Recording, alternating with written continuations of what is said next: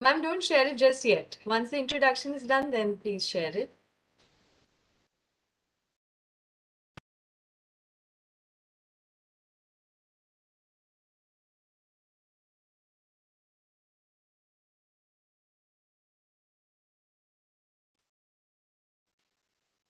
Namaskar and a very warm welcome to everyone joined in today on our week 72 Know Your Species, Know Your Zoo talk. This talk is being organized by the Central Zoo Authority in New Delhi as part of the ongoing Azadi Ka Amrit Mahotsav. The Mahotsav is a 75-week-long celebration to commemorate 75 years of India's independence, which falls on the 15th of August 2022. The Central Zoo Authority is taking the celebration forward through a massive outreach campaign entitled Conservation to Coexistence, The People Connect. Under the helm of this campaign, we will be showcasing 75 conservation priority species and 75 zoos, highlighting one species and one zoo each week.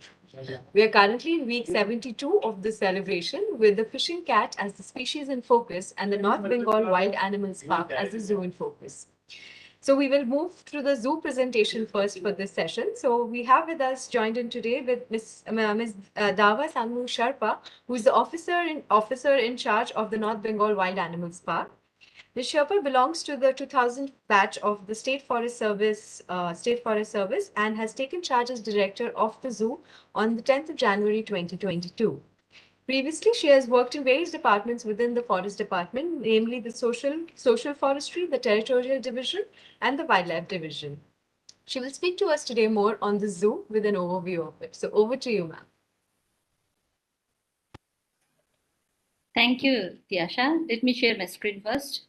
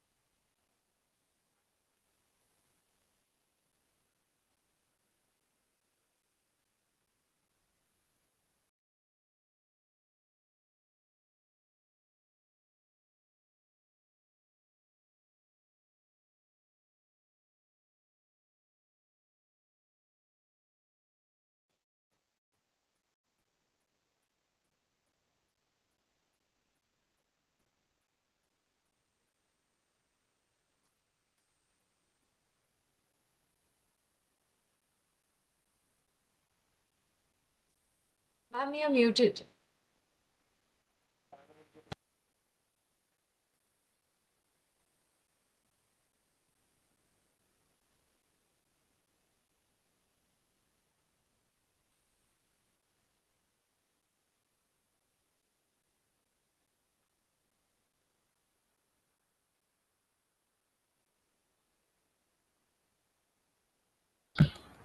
Yes.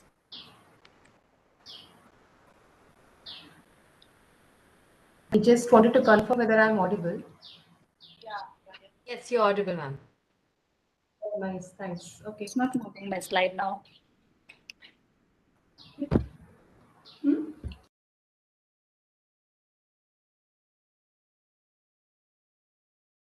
Ma'am, please go ahead.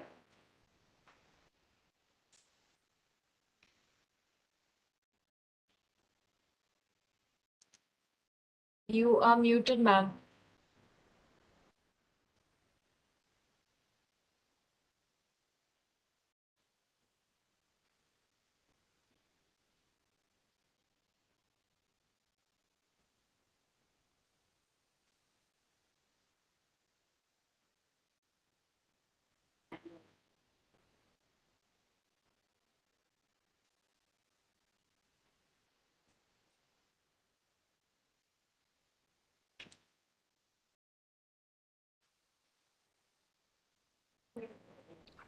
Hello, thank you so much, Tiasha. Sorry, Arundhati. Before I start my presentation, I would like to express my gratitude and thanks to CZA for giving us this opportunity to showcase our zoo in this platform. Again, it stopped. Not moving. Ma'am, click on the screen. It should work. Not on the option, just click on the screen. Take your cursor towards any part of the presentation screen and just click there. It'll work. Yes. Yes. I go with my presentation now. This North Bengal Wild Animals Park, it is popularly known as Bengal Safari, and it has an area of 297 hectares. It was officially inaugurated in the month of January 2016, and it is located within the forest, Baikonthpur Forest Division, adjacent to Mahananda Wildlife Sanctuary. And it is in the close proximity of only 8 kilometers from Siliguri city, which is the gateway of for northeastern states, including Sikkim. And at present, we have 15 species of mammals, 18 species of birds, 4 species of reptiles. We can have a quick look at this master layout plan of our park. You can see in the northern side and the western side, there's a area of Mahananda Wildlife Sanctuary, and the streams called Singijora and Shamjora, they crisscross this area, the park, I mean. And let me talk on this administration part. Like director is at the top, and after that assistant director, we have range officer, we have many sections, animal section, veterinary, engineering, etc. And total number of staffs we have at present is 115. This is the organizational structure. You can see the director at the top, assistant director, range officer, and there are many sections, and altogether I've already mentioned we have 115 number of staffs, excluding director, assistant director, and range officer. The objectives, I come to this part. Objective, this conservation of rich biodiversity. Since this area, Bengal Safari, is located within the forest area, Baikonthpur Forest Division, it has a rich biodiversity of flora and fauna. And to conserve them, to protect them, is one of our objectives. And to reduce tourist pressure, see, in North Bengal, we have many national parks, protected areas like Boxer Tiger Reserve, Mahananda Wildlife Sanctuary, Gorumara. This Bengal Safari, by the virtue of having its unique feature of this animal safari and other attractions, it always reduces the tourist pressure on this protected areas. And to create among the visitors empathy towards wild animals, we always try our best to make our visitors understand, learn about the animals we have in our park through this display boards, information boards, as well as through dialogue. And another objectives is to promote captive breeding for endangered threatened species of birds and animals and to increase the numbers in ecosystem. And apart from this, we also offer internship facility to students, school students and college students, so that the collected scientific data, we may use it for the better management of park in future. And recreational part, this Bengal Safari is one of the famous tourist spots in North Bengal. And apart from its recreational value, it also serves as an educational center for many schools, students, or many individuals, where they can come and learn, they can study and learn about their favorite species. Now, let me talk about our park. So this Bengal Safari is always famous for its safari rides. At present, we have Tiger Safari, Mixed Herbivore, Asiatic Black Bear Safari, Leopard Safari. 4 safaris we have. And this Herbivore Safari, it alone has an area of 91 hectares. And it has some species of deer, barking deer, hog deer, samba deer, wild boars we have, even we have one rhino also, we have peacocks, peoples, red jungle falls, etc. And in tiger safari, the rest of the safari area is 20 hectare each. And in the tiger safari, I must say that we are the proud caretaker of 11 tigers at present, including the 4 little cubs who were born just the last 10th of March. And Asiatic black bear safari, we have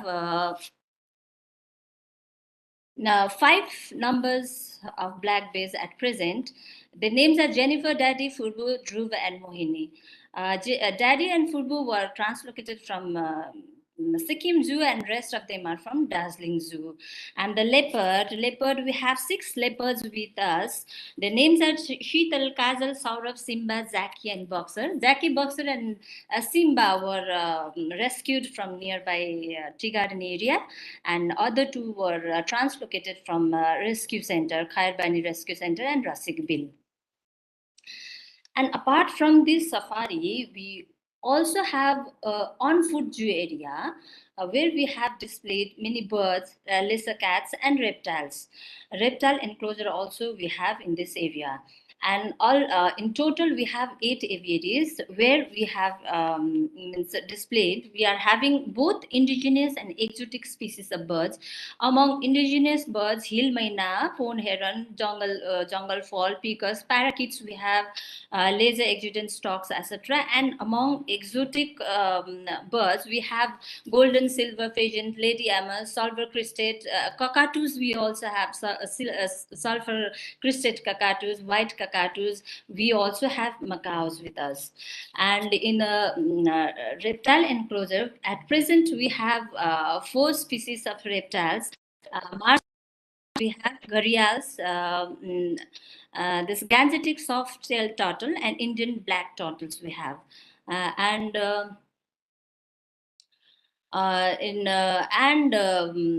laser cat section, we have 1 pair of civet cat at present. We have 3 males jungle cats. Leopard cat we have in the ratio 1:2, and 1 pair of fishing cat we have. And since the main species in focus for this week is fishing cat, let me talk a little bit more about this fishing cat at North Bengal Wild Animals Park.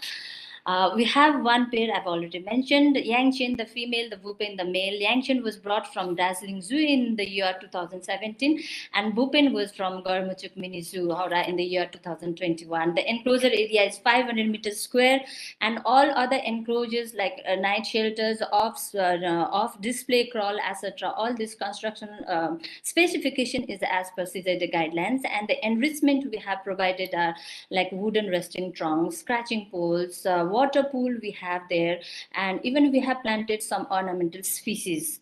Some of the photographs I have shared in my slides. This is the photograph of our loving Yangchen. This is the enclosure. We have stand of barrier. This is the food track for the visitors. We have, you can see the water pool where we provide live fishes for our fishing cats, and the hollow trunks you can see, and most of the times we see them resting inside these trunks. And other enrichment initiative, I must tell you that we at Bengal Safari, we always prioritize our animals' health and their welfare. We always try our best to keep them active and happy all the time by providing specific type of enrichments, and we encourage them to explore and interact with their surroundings so that they remain in a playful mode all the time. So some of the photographs I have shared here, you can see these showers, water showers. These we have installed not only in the crawl area of bear, but also for the leopards and tigers we have installed. You can see the hanging water troughs here for the birds, this pool, this earthen pots, And when the temperature is very high outside, we provide bears with frozen fruits. Um, you can see this shade-like structures. We have constructed a sufficient number of shades inside the herbivore area, and this machans, you can see, these are for our bigger cats. And these hanging tires, similar structures have been made inside the herbivore area also, for our free living monkeys as well. You can see this hanging swings for our cubs. You can see the artificial this water body and the fountain for our Bengal tigers, Royal Bengal tiger. You can see one of them resting inside the pond, enjoying the this pool bath. And we even provide bears with this thing, big ice cubes, ice blocks. So when the temperature is very high, and I can't explain how they means enjoy a whole day. They thoroughly enjoy every bit of it, and we feel happy when our animals are active and healthy. And let me talk about the care of our animals. I've already mentioned that we always prioritize animals' health care and their welfare above everything else. And apart from the house animals, we provide treatment. We have been providing short-term medical treatment and care for rescued, confiscated, and as well as stray animals that are brought to the park for rehabilitation. We treat them and release them into the wild again. And health management, we have equipped a veterinary hospital, and it is manned by a full-time veterinary officer and his team. And regular health check is, of course, it is done in a regular basis. We have sufficient number of dedicated animal attendants for proper upkeep and care of animals round the clock. They always keep track of animal behaviors, and if anything, any behavioral change is seen or noted by them, it is communicated to our zoo biologist or the veterinary officer or to director in time, so that proper treatment may be taken up in time. And this vaccination and deworming schedules are strictly followed. We also maintain a good liaison with the ARD department. We even have formed one medical team comprising of experienced veterinarians for any case of emergency.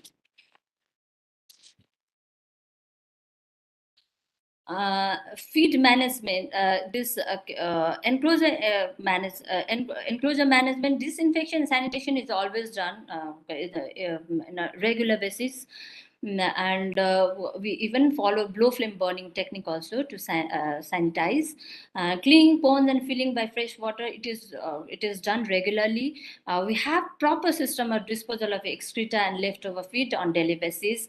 And these boundaries, enclosures, everything, entire boundary walls of the park, it is always inspected by our security supervisor and his team on a regular basis. And if any damage is found or seen, then and there the repairing work is done. For additional surveillance, we have installed sufficient number of CCTV cameras all over the park to keep track of the animal movements as well as the human movement. Feed management, the raw food, whatever we receive from outside for our animals, that meat, vegetable, fruits, it is always checked by our supervisor, and it is certified by veterinary officer before feeding animals. And feeding time is always strictly maintained. And let's say, for example, for the herbivore, it is early morning, and for the carnivores, we feed them in the evening 4 to 5 p.m. And we always maintain a proper register at all the animal shelters just to record the amount of food intake and rejection, if any, medicine supplements, unusual behaviors, health parameters, etc., etc. And a daily report is prepared. So this is the picture of our veterinary hospital. It is equipped with various instruments that I have listed down in this slide. These are some of the photographs I've shared. And let me talk about this waste management in the park. We all are aware of the fact that solid waste management has become a great matter of concern for all of us all over the country. Not only in the country, all over the world.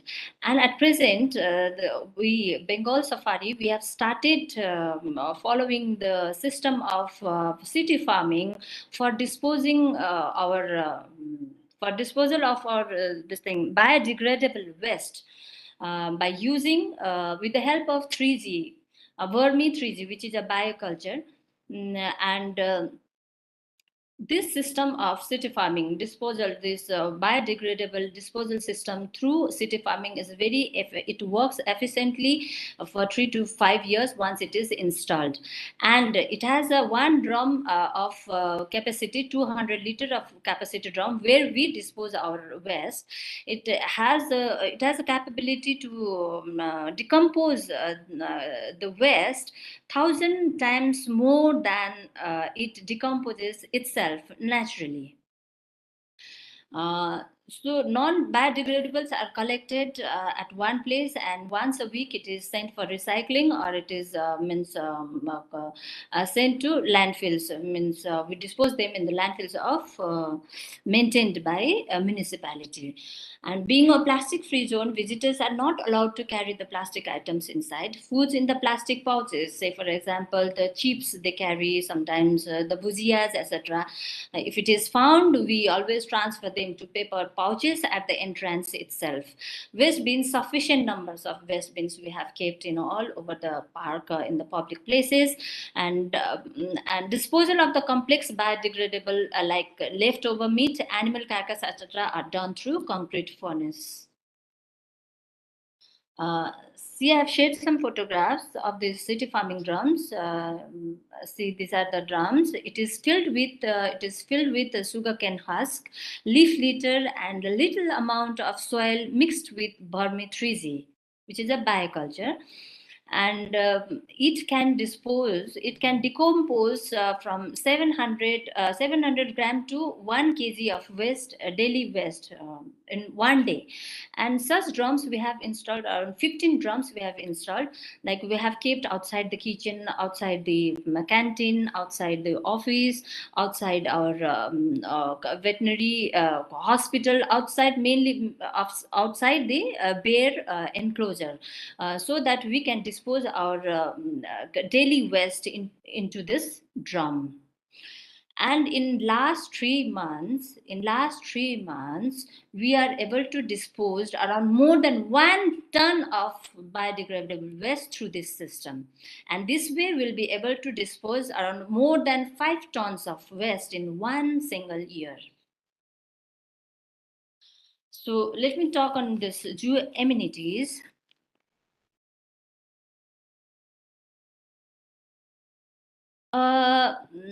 We have many facilities, amenities provided for our visitors, like souvenir shop. We have golf carts, we have height measurement wall, this trackless toy train, we have visitors waiting hall, wheelchair facility, washroom, cafeteria, canteen, children playing ground, first aid, online ticketing system, free public Wi-Fi we have.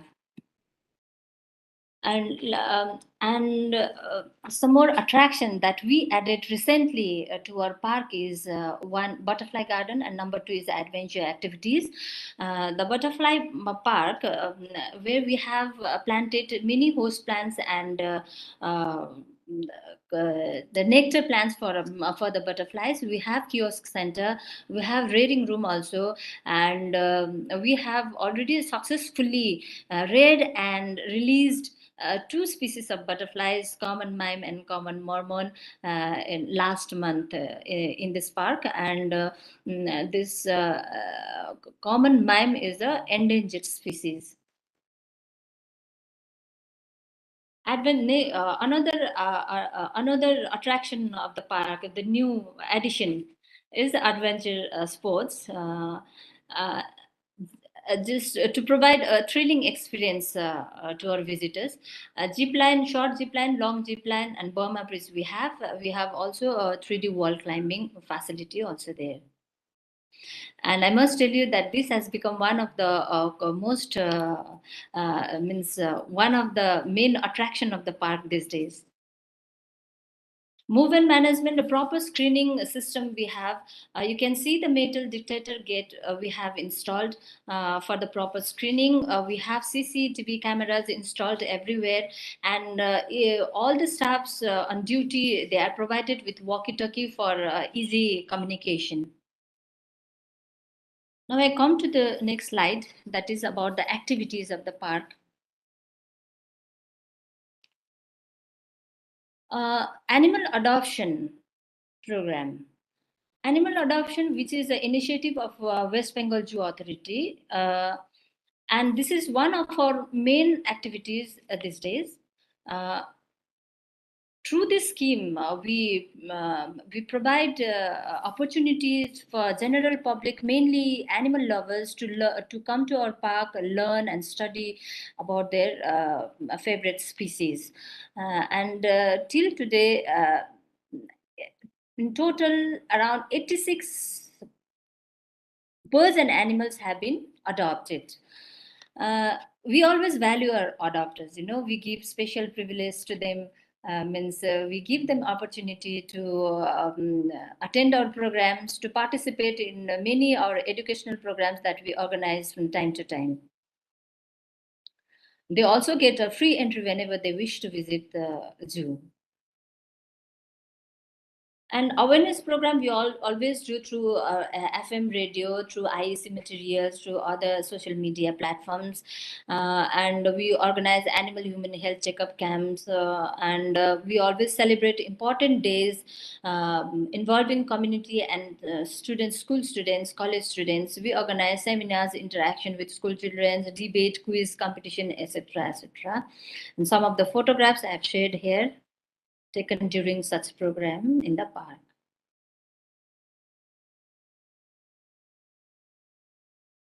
Apart from this, beside all these activities, we also offer internship programs, internship facilities for students, school and college students. In the recent past, we have completed 3 internship programs. One was study of behavioral dynamics in fishing cat. It was done by one student from Christ University, Bangalore. Ethological studies in rearing of leopard cubs was done by one student from Dazzling College. And short-term study on upkeep and management Bengal tigers in captivity was done by one student from Calcutta University.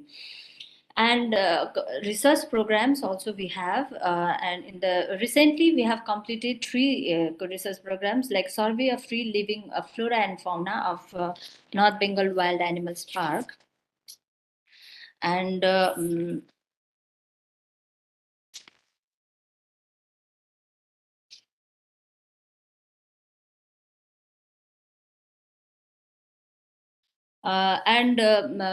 this study on pug marks and cat analysis of zoo carnivore, it was done by our own zoo biologist of the park. And survey of free living butterflies, and according to the report, we have around 250 to 300 species of butterflies in our park. And upcoming research programs like hematological parameters. These are the 3 research programs that we are gearing to start very soon. These are hematological parameters of Asiatic elephant, captive breeding of this Bengal tigers, and gut analysis of gut apparatus. These are the research programs we are going to take up very soon, as we have already got the approval from WBZA. And some of the practices we'd like to share and that we follow in our park. City farming, I have already explained in my previous slides, and mask and hand sanitation mandatory to all the to enter the animal shelters. And this and the morning and evening PT session and briefing session is the PT is only in the morning time, not in the evening.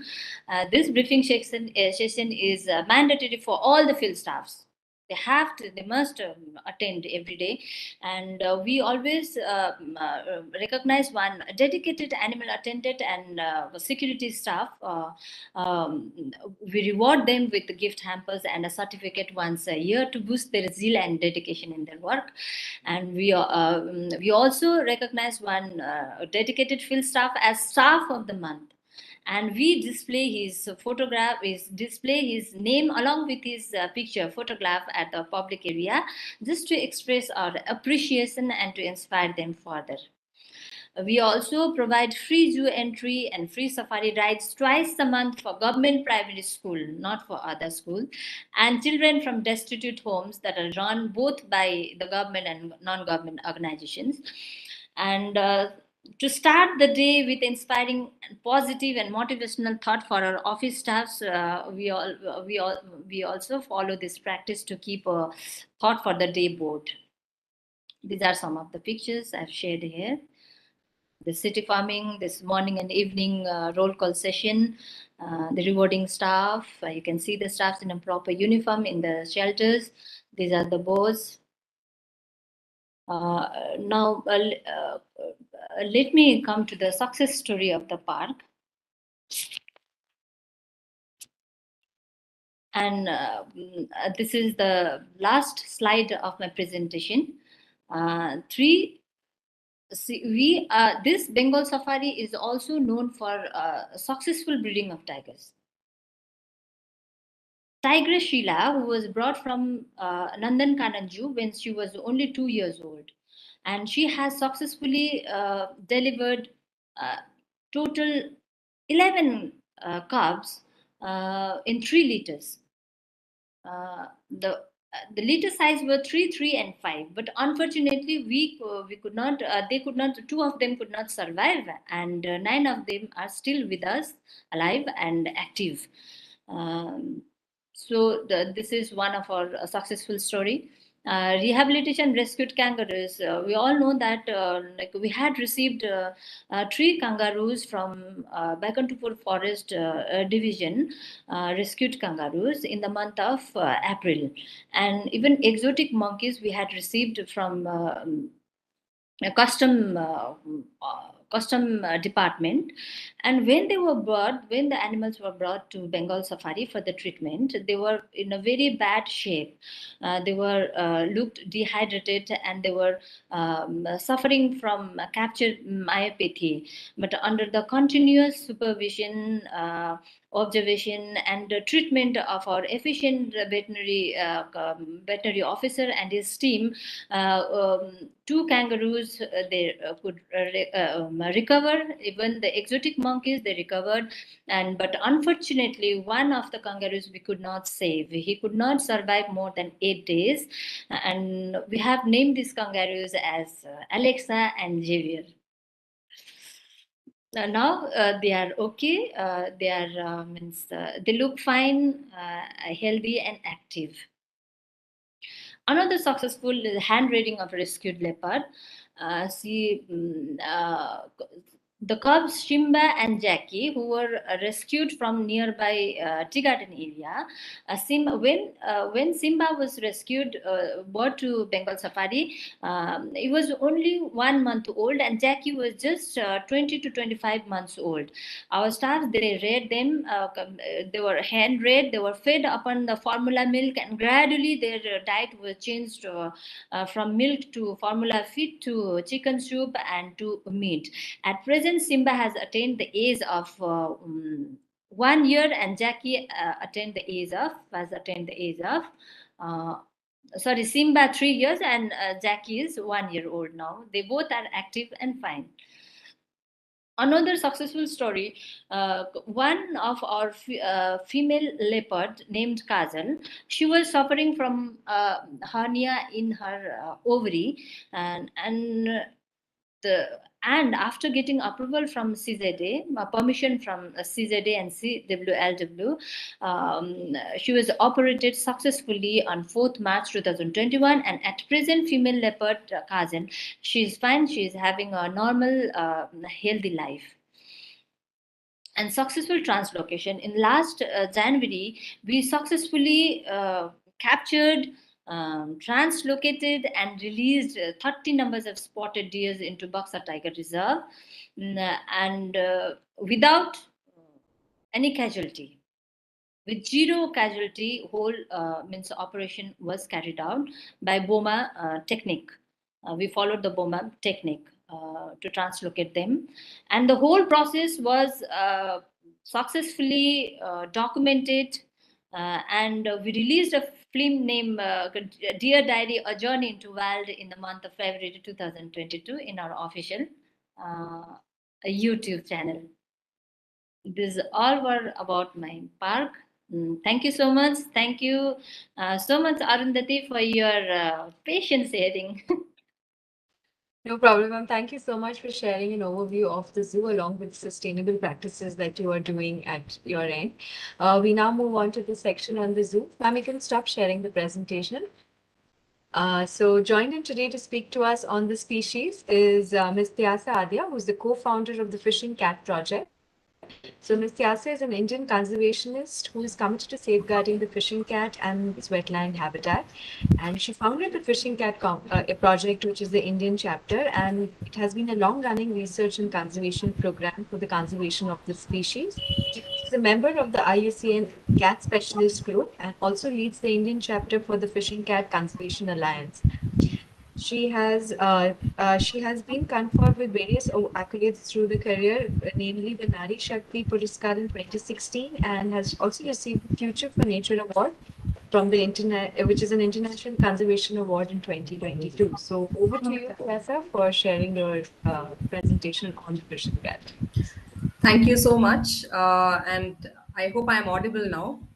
Yes, yes, yeah. Oh, thank God. So yeah, I will.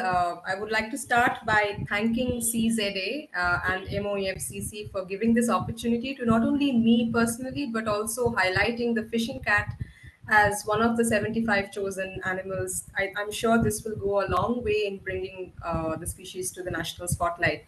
So without much delay, I'll share the presentation. Just let me know if you're able to see the screen.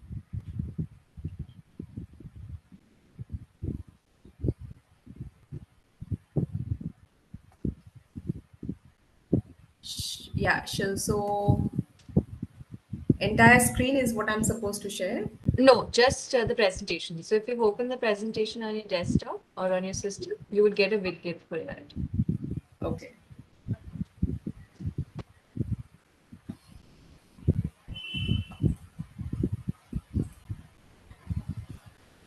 Yeah. Let me know if you can see it. Yes, it's visible. If you can just put in presentation mode and hide that CZA is sharing your screen. Yeah. Yeah, great. Okay. It has to go in yeah. Yeah. So I have named the talk today as not just Noah's Ark. 1 minute. I think it just disappeared from my system. Yeah. So not just Noah's Ark, zoos as research and conservation centers for fishing cat. And I must mention that I was very elated to hear Madam Sherpa's presentation because it just goes to show how tied she is to her animals, and especially the enrichment that has been provided for fishing cats in the zoo. Um, so yeah, so basically, yeah, is the slide moving? The slide is moving, but it's not in presentation mode yet. So if you could just try and do that. Yeah. Yeah, now it's fine. Just scroll to the next one. Yeah. So, fishing cats are known to be ecologically unique in the wildcat family. And not to mention, they are highly threatened because they are representatives of wetland ecosystems, and wetlands are one of the most rapidly disappearing ecosystems on the planet, and perhaps the most rapidly disappearing ecosystem on the planet. Since 1900, we have lost almost 70% of our wetlands, and the rate is rapidly increasing in Asian countries because we are developing economies. And The fact remains that in many Asian countries, the status of our wetlands, which remain outside protected areas, and most of them in fact lie outside the PA network, the status of these wetlands remain um, unassessed mostly, so as to speak. So scientists have called for fast tracking or tracking endangered species of high conservation value and which represent wetlands. So in that sense, fishing cats are a flagship for wetland ecosystems. Let me come back to why it is ecologically unique. Now, if I can just ask you to close your eyes and imagine a wildcat hunting. I'm pretty sure that most of us will imagine a tiger or a leopard or a cheetah or a lion hunting on land. And that's what most wildcats are. Out of the 40 species, except for two, the 38 other wildcat species are excellent land predators except for two. One is the flat-headed cat, which is endemic to Southeast Asia, and we have the fishing cat, which is found in South and Southeast Asia. And both of these two cats are actually have evolved to become aquatic predators. Their main prey is fish. Now, let me again ask you to imagine that the age of the earth is 1 hour. Then cats would have come in just 5 seconds ago. So it means they are very recent newcomers onto the planet. And at that time, there was a lot of ecological disturbances, so as to speak, going on in the world because continents were getting connected, disconnected because of rapid sea level rise, fall, this, that. So this was the perfect condition for speciation. And so we see that cats might have come in recently, but they speciated into these 40 species in a very short amount of time. So no wonder they are very similar in their ecology, morphology, behavior. Many of us have domestic cats as pets. We often think, oh, it's just yawning as a tiger. And that's true because they are very similar in their behavior. Now, why is the fishing cat unique then? Because 38 are land predators, 2 are wetland predators, and fishing cat is one of them. Additionally, wetlands are disappearing from the planet. They have immensely important roles in our lives. They are our climate shields, they provide us food, they purify our water. However, they are, as I mentioned, as scientists know, they are the fastly disappearing, the fastest disappearing ecosystems on the planet. So fishing cats are unique, but they are also very, very threatened. Now, why are they why can they be flagship species for wetlands? Because they are physically adapted to be in wetlands. Number one, they have a waterproof fur. So even if it goes and dives into water for fish, its body does not, the skin underneath that fur does not get wet. It has a partially webbed feet, like a duck, but not as completely webbed as a duck's.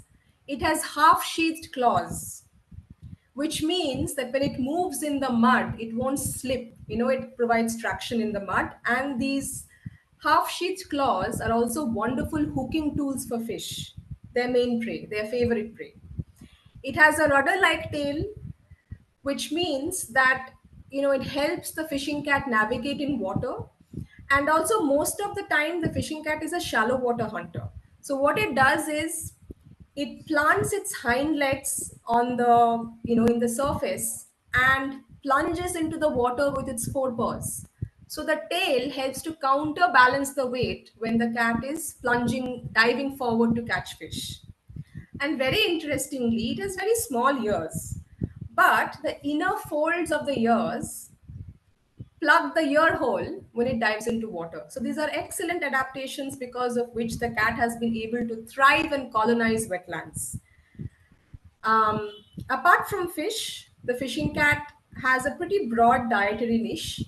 all small cats get their maximum metabolizable energy from rodents. So not surprisingly, rodents also form a major chunk of their diet.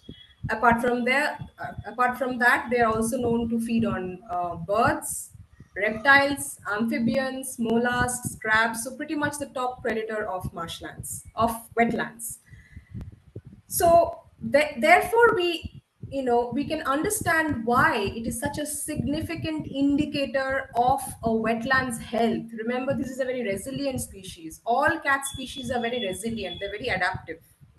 So if they are there, that means the wetland's health is still intact. It's still a living wetland. It's still worth the fight. Now, where is it found in the world? Let me just ask you to not look at the red portions, but just look at the blue, portions in the globe. The westernmost limit of the fishing cat's global distribution is Indus River Basin in Pakistan. That's where it starts. And then it is pretty much there in the Terai. It is majorly there in the Ganga Brahmaputra floodplain. Mahanadi, Krishna, and Godavari is the southernmost population in India. We have them in Sri Lanka and Java, both are island continents. In the mainland, beyond the Ganga Brahmaputra basin, we have them in the Irrawaddy Delta, we have them in Chao Phraya in Thailand, and most importantly in the Mekong basin. So they're pretty much there in 10 countries globally, starting from Pakistan to Cambodia and Vietnam in the east, and also Java. But in the last 10 to 15 years, we have not been able to detect them from Vietnam and Java, which just goes to show how critically threatened they are, how critically threatened their ecosystems are. So this is one type of wetland where we can find fishing cats. The tall grassland-like structures you see are where fishing cats take refuge during the daytime. Remember, you must remember this is a 12 to 15 kilogram species we're talking about. That's the maximum a male can reach up to. Some males have even been known to reach up to 20 kilograms, but that's like an outlier. Mostly they're around this 12 to 15 weight category. So a pretty big cat. Um, so we need tall, dense riparian vegetation to support their populations, to help them breed. So that's what this habitat is. This is one type of a habitat. This is a reed-building marsh habitat from Chilica. We also find them in mangrove ecosystems, in mangrove swamps. And coming to zoos specifically, I thought I could tailor my talk today for speaking to the zoo audience, because we know that zoos are called Noah's Ark because they conserve the gene pool. And the idea is, at one point of time, if there is a lack of wild populations in the wild, then zoos can replenish their population. And secondly, of course, we know that zoo can become wonderful education centers as well.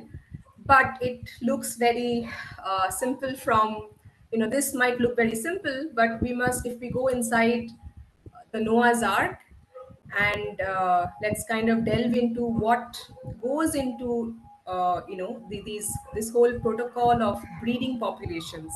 So I thought I could kind of center my talk around the captive breeding program. What are the problems and what can we do about it, with collated knowledge from the Fishing Cat Conservation Alliance. I'm a part of that, and it is a global body of fishing cat experts working on the cat across the globe. And it has members from both the American Association of Zoos and Aquaria as well as European Association of Zoos and Aquaria. So what we have gathered from literature as well as talking to them in person is that for breeding programs in fishing cats, a recurrent problem is that the founder population seems to have a very homogeneous genetic profile. So what does this mean? It just means that suppose I'll just say what happened with the American Association of Zoos. In 2010, they began this captive breeding program of fishing cats with around 27 individuals. And they did the genetic profile of the species, and they found that the genetic profile of these 27 individuals actually represented the the gene pool of just 5 fishing cats. Yet what we need for a captive breeding program is a genetic profile of at least 50 individuals. So that's why they had red flagged this program, saying that this might not be successful. So what they did was they pulled their resources across other institutions outside the zoo's framework, and they managed to accumulate around 60 individuals of fishing cats. And then the gene pool increased a little, and the red flag program moved into the yellow flag program. So, in a sense, genetic homogeneity is a problem in founder populations, and we will soon talk about what we can do to increase the heterogeneity of genes. And number two is a big problem. Fishing cats are known to be extremely choosy about their partners. Now, first and foremost, for any breeding program, we need to, and this is a recommendation which is followed globally, we need to establish the genetic profile of the founder population. If it is homogeneous, like I was mentioning, it means there is less probability of a successful breeding program. But if it is heterogeneous, of course, the breeding program will be successful. But in zoos and for breeding programs, generally the case is that the founder population is homogeneous. So how did they go about solving this? So the recommendations are,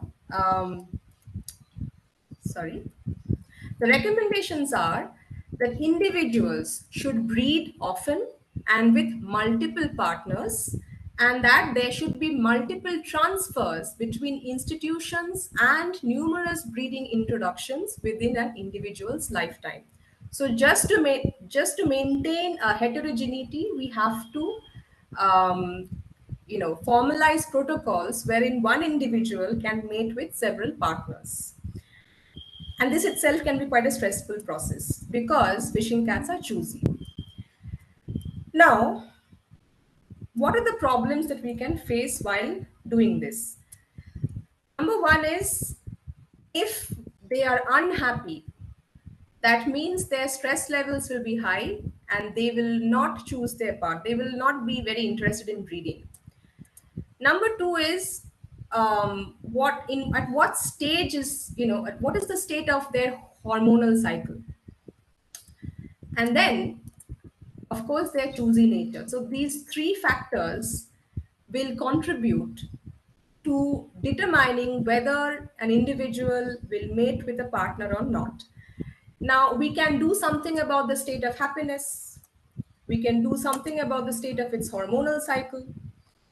But, once we have ascertained these two things, probably, we will provide it with a much more, we will facilitate a much more smooth process of accepting partners. But the choosy nature of the fishing cat, to correct it is not in our hands. Okay, so, can you see the markers? Yes. Okay, fine. But it's not, yeah. So, The slide is gone now. yeah, there was supposed to be a video, and I'll play it. Yes, you can play. So this is, I thought I could show two videos where we can understand whether a newly introduced pair is accepting each other or not accepting each other, because the whole introduction protocol is very important to follow and monitor.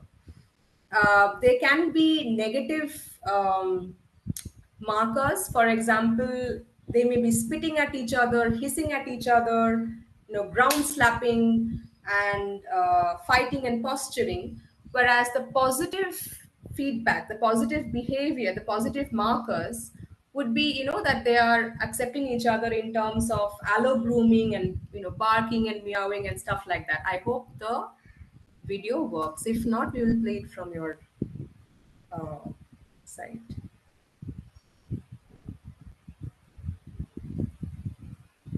Yeah. So this is an example of negative behavior in fishing cats from the Portland Zoo in UK. The video quality is a little poor, but I hope you'll be able to make out. Just let me know if you're able to see the video properly.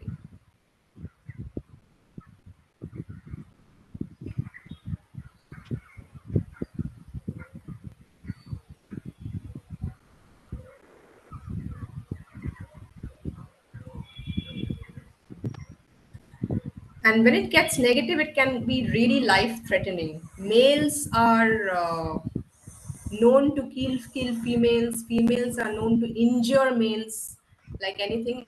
And we can see that they're hissing at each other, especially the female. She is hissing at the male. She is not accepting the male.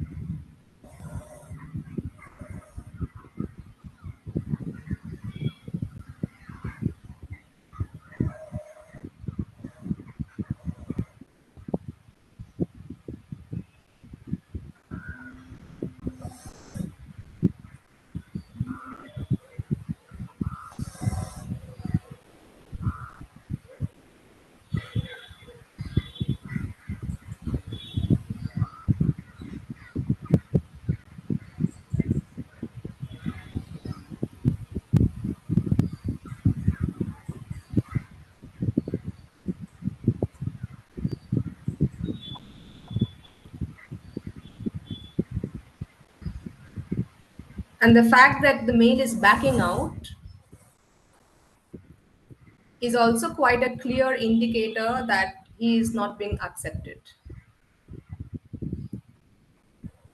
Okay, another negative interaction.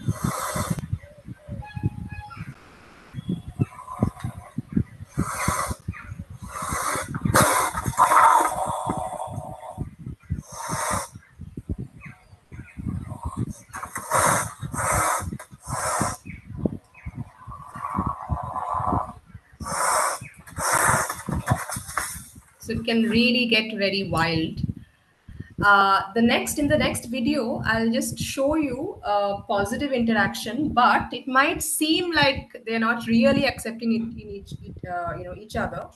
The thing is, in the beginning, there might be these interactions where it seems like they're negative, but then that's why we need to monitor them over a 2 week time frame to really understand whether the ice is breaking or not. So again, a positive behavior, and again, this video is from Portland Zoo in UK.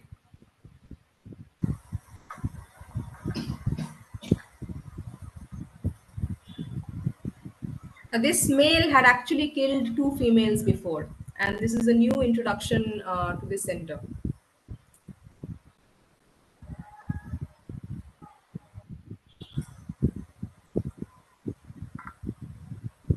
Sorry, that's the male, this is the female.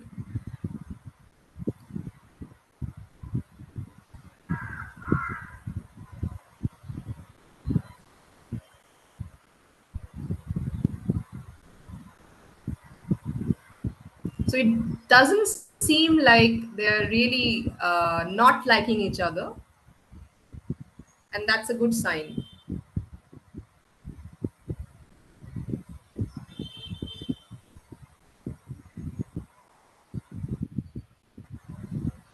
So yeah, pretty comfortable. So what can determine the state of happiness is a very important question, especially because of their innate tendencies.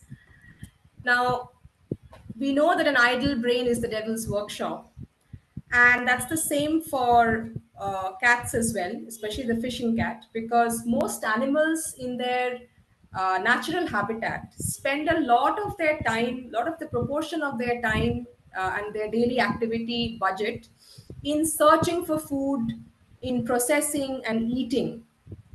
Now, research has shown that the provision of food to captive animals is a more naturalistic form, in a more naturalistic form, one that requires a wide range of natural food finding behavior, has resulted in increased activity and reduced abnormal behavior.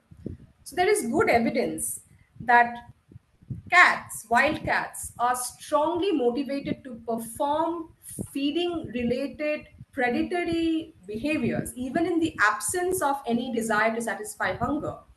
And that depriving them of these basal behavioral opportunities may result in abnormal behavior, such as stereotypic pacing. Now, it's important, therefore, to realize the idea of enriching the environment for captive animals. And I was it was very nice to listen to madam's presentation, where she was talking about the enrichment facilities that are there for the fishing cat in the zoo. So how to ignite the fishing cat's curiosity and help reduce stress and boredom? It's the way we are presenting food to them. The simple idea of keeping live fish might be very good. Then toys. It can be crystal balls. It can be things that can be squeezed and that emanate sound. So anything that is that they would work, that they would check out, um, is something that can enrich their environment. Logs, for example. Cats, we know, love to scratch logs, and same for the fishing cat. As well as sensory objects. They are really turned on by smell. So, if we can introduce different smells in their environment, from, say, something like a Calvin smell, or like those body spray kind of things, if we can just spray in some corners of their enclosure, that could also ignite their curiosity. And this is all coming from Linda Castaneda. She's a very senior zookeeper from the Cincinnati Zoo. um, in terms of food provision, how should we present food to the fishing cat so that they're excited? There was one study done way back in 93 where they talk about how provisioning live fish resulted in long lasting and beneficial behavioral changes in the fishing cat, including increased activity, behavioral diversity including play, and increased space use. And number 3, multiple feedings of hidden food. So hidden food is something which can be done in a variety of ways. We all know about PVC pipes. So the idea is, what if we cut PVC pipes, stuff them with sand, and in that sand, if we can place morsels of chicken or pork or beef or whatever, like morsels of protein into the PVC, and place it inside, their enclosure. They will get the smell, they would want to get to the food, but in the process they would have to expend their energy in procuring that food. So this is like one example of how we can kind of provide them hidden food. So I was also talking about how, despite the fact that they might not be hungry, but still sometimes they would play with the prey just for the sake of play. This is one video of that, not from any captivity, but from the wild in Chilka.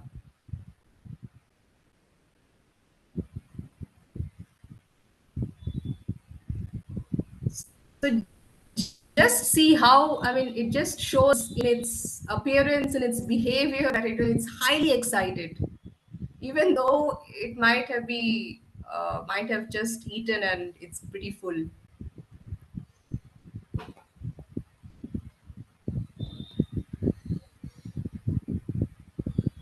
Fresh fish is something that they just love. They just love to catch their fish. Gone.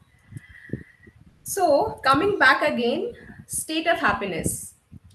So one thing was, how can we get rid of their, boredom? The second is, are they somehow stressed, and how, what can we do to reduce that? Because stress can be literally a killer for the cat. It is known, it has been found that stress in captive fishing cats, if left unchecked, can lead to, can activate otherwise inactive parasites in their intestine, and that can lead to a compromise of their of their health. So we really need to find out, look at the cat, understand if it's in stress, and try to reduce them. Now, stress is also known to reduce reproductive success. So again, it's a big blow for captive breeding if left unchecked. So then how to reduce stress? So when the cats are introduced to each other, that's when stress levels are really high, because they would have just come in from a facility, they would be meeting a new individual, and so what are the steps in which we can assure that their stress reduces? So and this is all coming in from, again, American Association of Zoos and Aquaria, who are also part of the Fish and Cat Conservation Alliance through personal communications. So according to them, if a cat has been transferred, we should wait for at least 3 months for the stress to dissipate, for their GCM, the stress level hormones, to come down to the base level. And fishing cats are extremely curious about smell. So we need to introduce olfactory cues of the partners to each other. Uh, very unofficially, I was involved in the introduction protocol of fishing cats in the Gotchamuk Zoo at Howrah, and I thought I could speak about this experience just for the benefit of all, where in the female's cage, we had first kept the scat of the male, and the male scat contains a lot of information on the reproductive state of the cat, etc., etc., a lot of information. So after that, the female was introduced into the cage, and vice versa with the male as well. So the male was also introduced to the female's olfactory cue, and this gives them an opportunity to kind of gain information and prepare themselves. And then they were kept in two separate enclosures, but there was a window in between, and then they were visually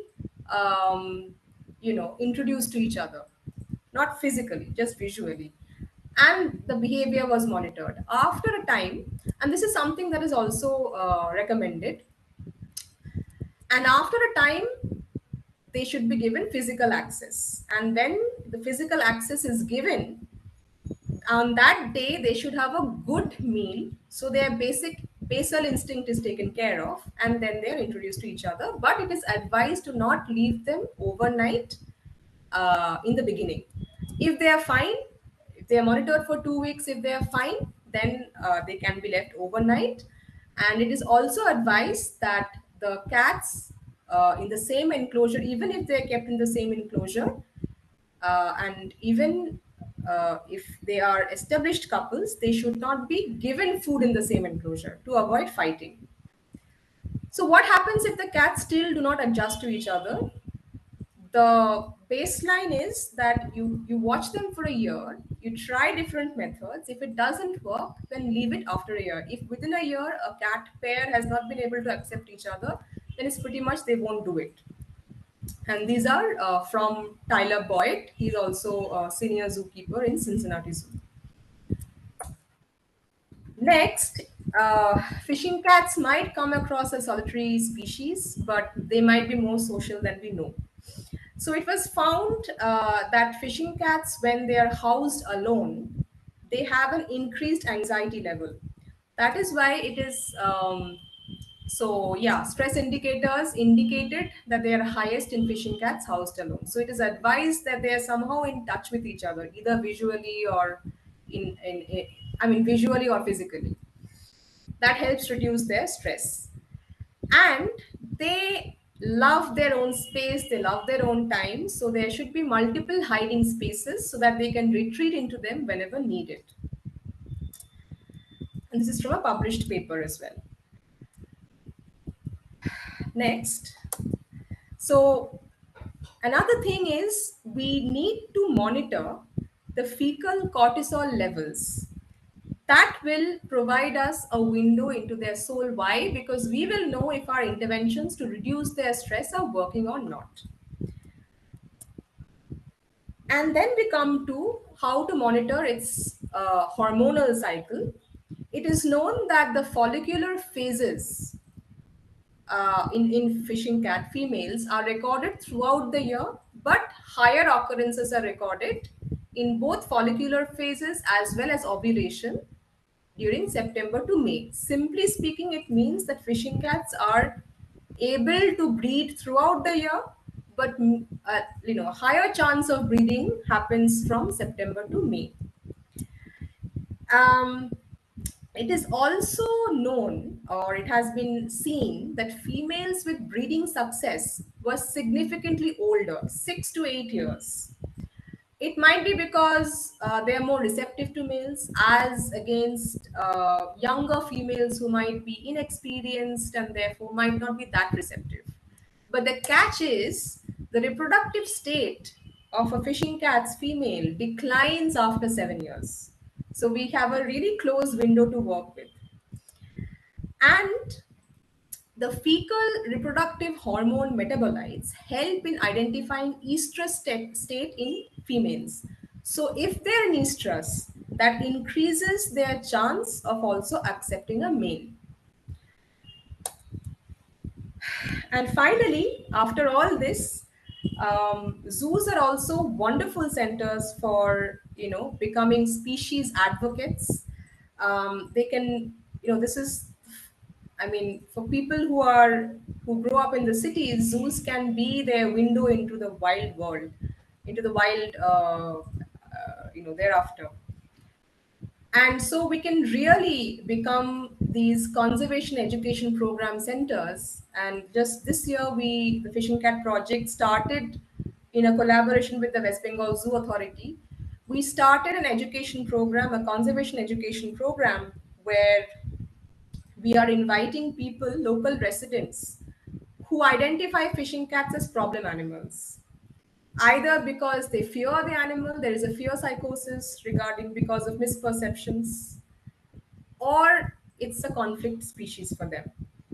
And because of that, the forest department is often pressurized to rescue, so as to speak, these animals and keep them in the rescue centers.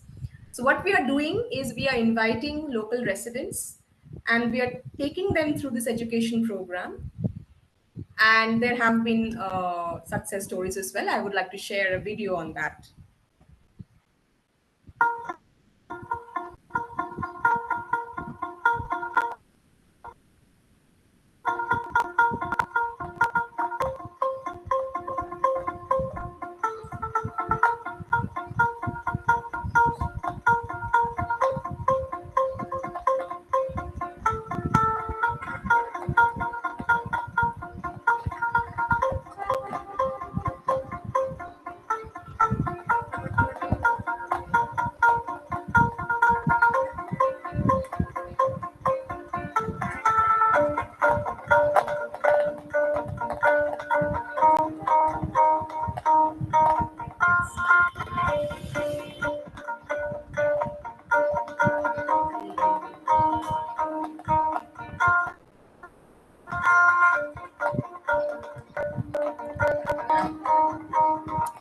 So I don't think the slide is the video is moving. but will it be possible to play it from your end if it's possible? I can try, just a minute. Yeah. Okay, okay. So, just to end it off while the video is being prepared, in conclusion, what we can say is for a captive breeding program to succeed, we need to conduct a genetic profiling of the founder population. The founder population is the population which will be bred. We also need to keep the cat on its toes by making the environment unpredictable and interesting. We need to monitor stress levels continuously through bioassays to understand if our interventions to reduce their stress and increase their happiness is working or not. Fishing cat compatibility is a tricky issue and needs close monitoring throughout the introduction phase. And the introduction phase is the most important phase in the breeding program. We also need to monitor reproductive hormone levels in females, especially because that might help us to plan out our breeding program. And of course, zoos can have well designed species advocacy programs as well. So, with this, I end my presentation and I hope we can see the video. And of course, I would be glad to accept any questions and answer any questions. Thank you so much.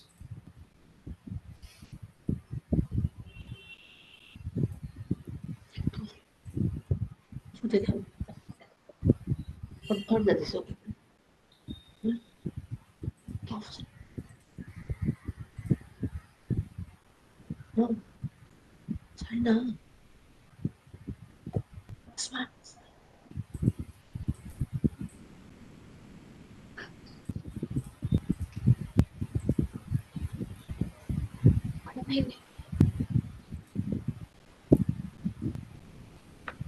Hello? Yes, unfortunately, it's not playing. It's just going back. It's coming as a slide. So we'll try to put it up separately, maybe. You can send it over. Yeah, Okay. okay. Fine. So, yeah, I mean, that program actually led to the release of problem animals back into the villages, and the local residents actually petitioned to have the cats back. So, yeah, with this, I can end my presentation, and hopefully there'll be some questions I can answer. Thank you so much. Right. Thank you so much, Tyasa, for a very comprehensive presentation on the fishing cat project, as well as giving pointers on XC2 conservation for the same. We will take up question answers, of course. So we will start with the question answers for the first session that we had, which was on the zoo. So, ma'am, are you with us? Yes, I'm there. Yes. Okay. So, ma'am, the first question for you is that what are the future plans of the zoo? Future plans. Of Yes. course, we have. This time we have revised our master plan, and we have prepared revised master plan along with the layout map. We have already sent it to WBZA for its approval. And once it is done, we would send that to CZA for the final approval. And of course, this revised master plan includes the introduction of some more animal safari, and it also includes construction of snake house, an open aquarium, and we also have a project of the aerial orchidarium, where we'll be having a canopic walk-like structure at about 15 to 20 feet height. And we would, with this, means many orchids would be displayed there, variety of orchids. And we also have a plan for extension of our butterfly garden. Okay, ma'am. Thank you for that. The next question for you is that being the only zoo that particular a region, what is the major attraction that visitors find when they visit your zoo? Of course, the major attraction, one is the safari. Bengal Safari is one of its kind in entire North Bengal. So most visitors come for the safari rides. We have elephant ride also. And apart from that, the new addition that we have done, means what we have added this time is adventure activities. I've mentioned in my slides also. Yes, yes, Like I zip think lines, this Burma breeze also we have, and some more items we are going to add in future. all right, ma'am. So those were the questions that we received for you, and we now move on to questions for Tyasa. So Tyasa, the first question for you is that how is the population estimation of the species done in the wild?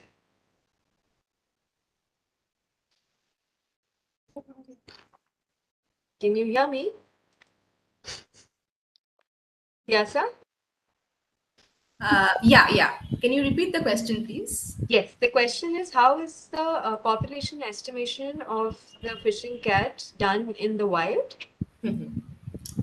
Yeah.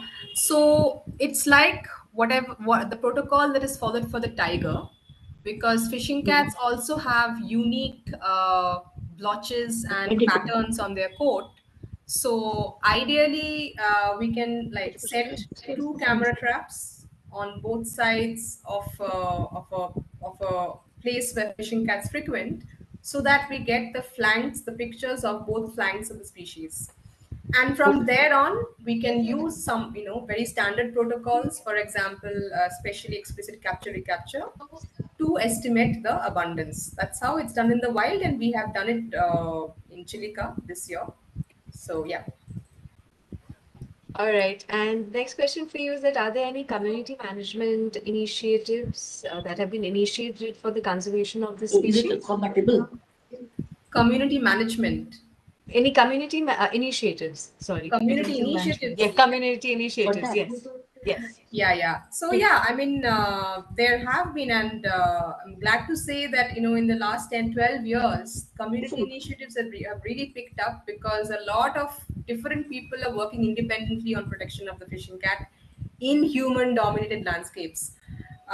So like and right now we are developing a fishing cat action plan with the government, Chilka Development Authority, which is the guardian government body looking after the health and well-being of Chilka, which happens to be the first Ramsar site in the country.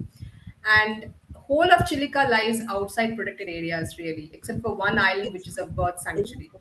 So there are around 2 lakh fishermen families which live around Chilika. So we are really trying to develop a socio-ecological action plan which will not be exclusive of people but inclusive of people, and design education programs, as well as continue community led and monitored fishing cat patrolling in Chilika throughout the year. So yeah, so that is going on. And in West Bengal, like I mentioned, we are working in collaboration with West Bengal Zoo Authority to basically increase tolerance and empathy for fishing cats in local residents. Right, yes, so those were the questions for you. And we come to the end of today's Know Your 70-second Know Your Species, Know Your Zoo talk. So on behalf of the Central Zoo Authority, I would like to thank both to you, Tyasa, and to you, Ms. Sherpa, for taking time out of your busy schedules and joining us for this talk. I would also like to thank the audience who have been with us throughout this talk, and I hope you've learned more about the Fishing Cat Project and the initiatives that they're doing there, as well as the North Bengal Wild Animals Park, as well as the activities that happen there. And also would like to inform you that North Bengal Wild Animals Park will be continuing the outreach activities till the end of the week. So do visit the zoo if you are in that area. And we would be back next week with our week 73rd Know Your Species, Know Your Zoo talk on the vultures and the Vulture Conservation Breeding Center, Pinjore. So do tune in for that talk next Wednesday from 4 to 5 p.m. Once again, thank you so much for joining us for this talk. Namaskar. Thank you. So Tiasa, she left. मैं photo रुके तो आज send कर दिया